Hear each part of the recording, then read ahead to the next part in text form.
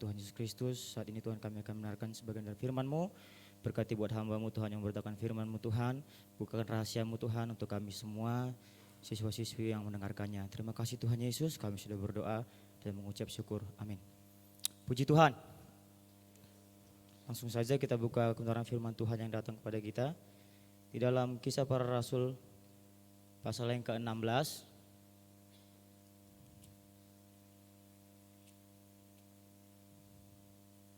Ayat yang ke-6 dan 7 saya bacakan. Demikian firman Tuhan. Mereka melintasi tanah Frigia dan tanah Galatia karena Roh Kudus mencegah mereka untuk memberitakan Injil di Asia. Dan setibanya di Misia, mereka mencoba masuk ke daerah Bitinia, tetapi Roh Yesus tidak mengizinkan mereka. Nah, Bapak Ibu Saudara terkasih, saya mengangkat tema pada saat siang menjelang pagi menjelang siang hari ini, bergerak dengan Roh Kudus. Bergerak dengan Roh Kudus. Nah, saudara-saudara yang terkasih, yang melatar belakangi ayat ini kita bisa melihat di pasal sebelumnya, yaitu di dalam Kisah Rasul 15 ayat 29 adalah dituliskan di situ di mana ada sidang di Yerusalem, dan hasil keputusan dari konsili itu mereka bawa ke daerah Makedonia dan sekitarnya. Nah, tentunya tema ini sangat relevan bagi kehidupan kita, hamba-hamba Tuhan di tempat ini, bergerak dengan kuasa Roh Kudus. Saya membagikan dua topik untuk kita pada siang hari ini. Yang pertama yaitu punya hubungan dengan Roh Kudus. Itu di ayat yang sama, ayat 6 dan ayat 7 dari pasal yang ke-16, punya hubungan dengan Roh Kudus.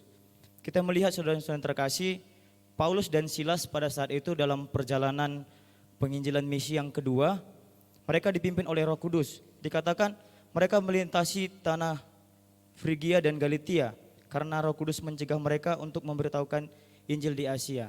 Nah, mereka tadinya mau pergi menginjil ke Asia, tetapi karena Paulus dan Silas ini memiliki hubungan yang intim dengan Roh Kudus, maka Roh Kudus tidak mengizinkan mereka pergi ke Asia.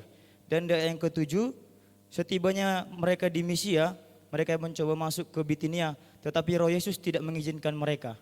Nah, ini Bapak Ibu Saudara terkasih, poin yang pertama yaitu punya hubungan yang intim dengan Roh Kudus. Ketika kita punya hubungan yang intim dengan Roh Kudus, maka Roh Kudus yang akan memimpin kita. Sama halnya ketika kita mengambil sebuah keputusan, mungkin kita ingin berpraktek atau ingin pulang ke tempat asal kita. Nah, percayakan semua pada Roh Kudus. Biarlah kehendak Roh Kudus yang terjadi dalam kehidupan kita. Kalau Roh Kudus katakan kita pulang, ya kita pulang. Tapi kalau Roh Kudus katakan kita praktek. Jangan kehendak kita yang terjadi. Biarlah Roh Kudus yang berkehendak dalam kehidupan kita. Amin. Nah, untuk poin yang kedua, saya memberikan di sini yaitu taat. Bertindak ketika mendengar suara Roh Kudus. Di ayatnya yang ke-9 dan 10 saya bacakan. Pada malam harinya tampaklah oleh Paulus suatu penglihatan. Ada seorang Makedonia berdiri di situ dan berseru kepadanya. Katanya, menyeberanglah kemari dan tolonglah kami. Setelah Paulus melihat penglihatan itu, segeralah kami mencari kesempatan untuk berangkat ke Makedonia. Karena dari penglihatan itu kami menarik kesimpulan bahwa Allah telah memanggil kami untuk memberitakan Injil kepada orang-orang di sana. Nah, ini Bapak Ibu Saudara terkasih, ketika kita sudah memiliki hubungan yang erat dengan Roh Kudus, maka apapun yang datang kepada kita, untuk kita diajarkan taat dan bertindak. Ketika kita sudah mempunyai relasi, kita taat akan pimpinan Roh Kudus. Kemana Tuhan mau bawa kita, kemana Roh Kudus mau membawa kita.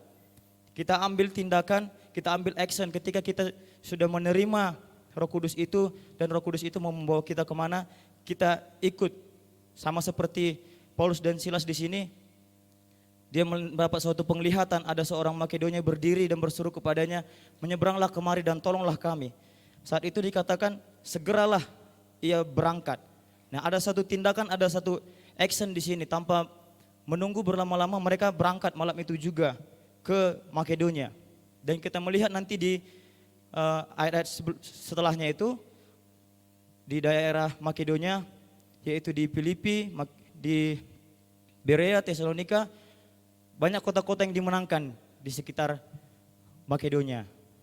Nah, saya percaya juga ketika kita dipimpin dengan Roh Kudus, kita taat bertindak akan suara Tuhan yang boleh datang kepada kita, dan kita melakukan apa yang menjadi kehendak Roh Kudus, maka kita juga tentunya diberkati dan pelayanan kita berhasil dalam Tuhan.